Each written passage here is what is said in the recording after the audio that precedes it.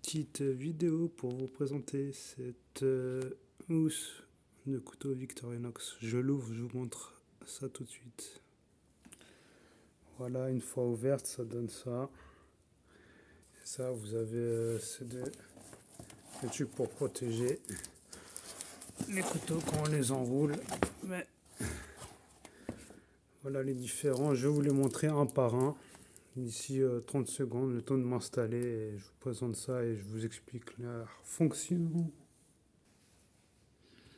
Bon, premièrement, il y a cet outil qui s'appelle un fusil, qui permet d'aiguiser ou de remettre en place le fil du couteau, enfin le tranchant du couteau.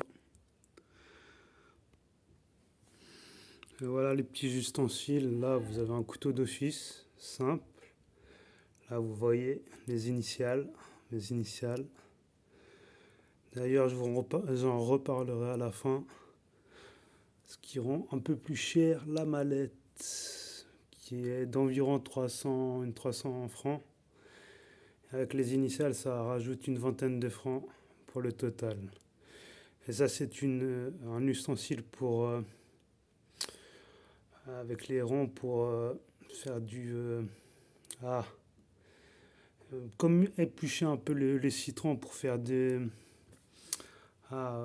épluchures de citron. Je ne sais plus comment on appelle ça. S'il y a quelqu'un dans les commentaires qui saurait m'aider pour lutter contre mon trou de mémoire. Puis ça s'appelle une cuillère parisienne pour faire des ronds de pommes de terre ou de fruits ou de légumes pour des décorations, des fruits, enfin salade de fruits ou des décorations pour des salades ou des choses comme ça. Ça, c'est un couteau à tourner. On dirait un cerf d'aigle. Mais ça permet de faire des pommes de terre tournées ou des légumes tournés. Qui est un peu. Enfin, c'est des. Si vous voulez voir un peu à quoi ça ressemble un peu, vous regardez sur internet les légumes tournés, c'est une découpe particulière.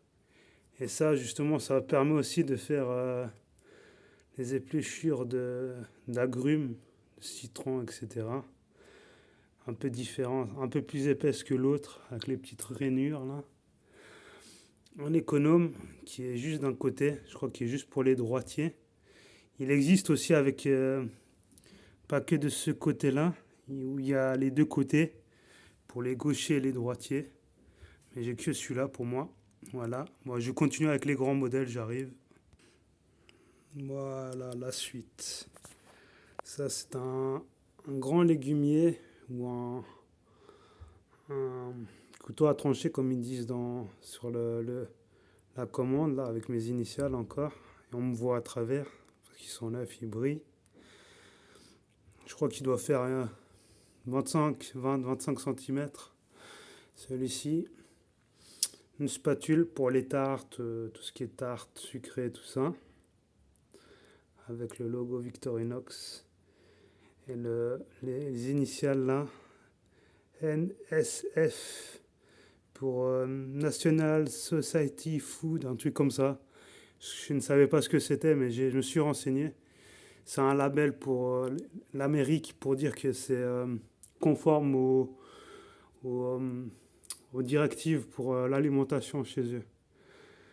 Puis ça, c'est le modèle plus petit pour découpe, pour trancher, mais je les utilise on peut l'utiliser pour la viande, pour les légumes. Il est un peu arrondi. Et je vous montrerai après un qui est plus adapté aux légumes, qui est un peu plus arrondi. J'aurais pu acheter chez Victorinox, mais vu que j'ai acheté la mallette et puis qu'avec celui-ci, qui est plus grand, mais celui-là qui est un peu plus, qui doit faire une quinzaine de centimètres, c'est plus facile à gérer. Donc pour les légumes, je prends celui-là quand je dois l'utiliser. Même pour les viandes, mais bon. Voilà, mais de toute façon, au boulot, on prend pas notre mallette, on prend ceux du boulot, mais c'est pour les cours inter-entreprises et tout ça. Donc celui-là, c'est vraiment pour tout ce qui est légumes, un peu les viandes aussi. Celui-ci, c'est si vous voyez, je vais essayer de voir s'il fait le focus. Si on voit un peu, c'est marqué flexible. Est-ce que vous voyez? Flexible. Là, il est moins rigide que les autres. Voilà, je suis sur un lit, donc on voit pas trop, mais il est flexible. C'est pour tout ce qui est poisson.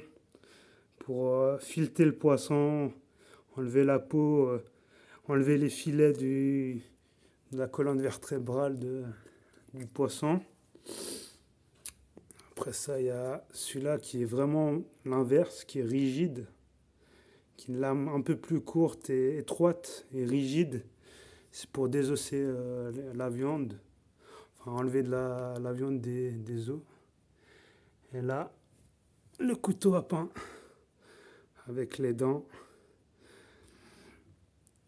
pour tout ce qui est pain ou coupe de tarte ou de pain ou des choses dans ce genre-là. Ah ouais, j'ai oublié, attendez, j'arrive. Voilà, évidemment, j'avais oublié la fourchette à viande pour retourner les viandes et tout ça.